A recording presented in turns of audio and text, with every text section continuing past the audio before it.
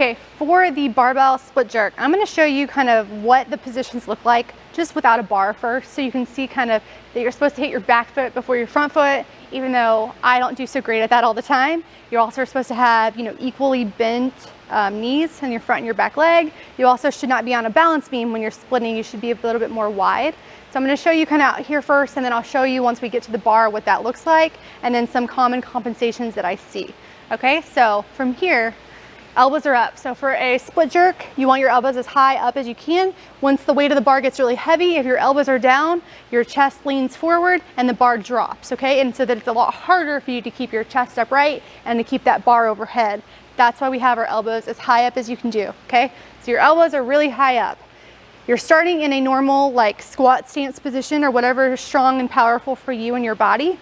So here, this is your start position. You're kind of puffing up your chest a little bit to keep that bar off from closing down your throat. And then you're gonna plie. Plie means that your knees are going outward as opposed to just forward.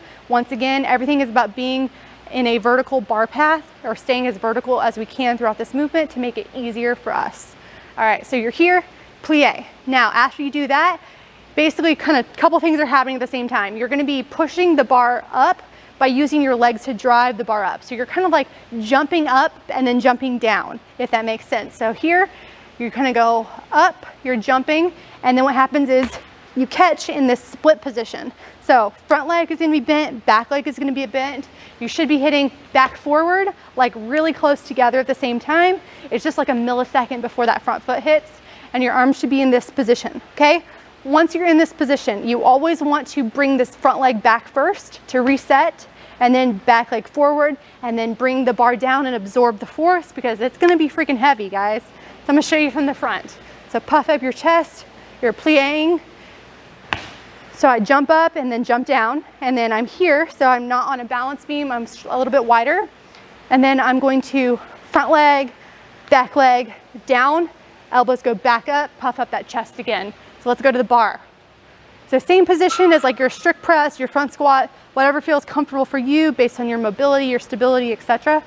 So I'm gonna go the creases of my fingers here, make sure the bar is firmly into the squat rack, spin the bar, elbows up, then stand up, then walk back. So my chest is puffed up like this. Okay, I have a firm grip on the bar. I'm not using my fingertips. And then I'm gonna plie, and it's very powerful. Front leg, back leg, down, absorb the force.